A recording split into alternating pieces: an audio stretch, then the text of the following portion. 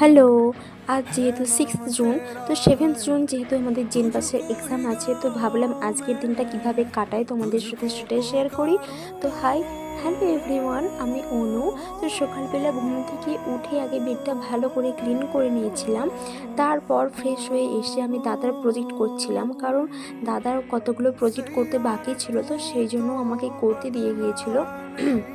তো আমি সেটাই করছিলাম।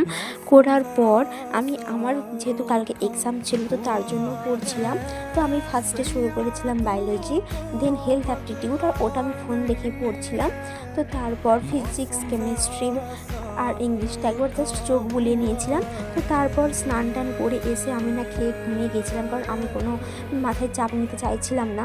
তো তারপর আমি বিকালে ঘুম থেকে উঠে এই চা বিস্কুটটা খেয়ে মুডটা ঠিক করছিলাম। তো তারপর দেখলাম মা পাঁপড় দিয়ে গেল আর ভাই বিস্কুটটা এনেছিল।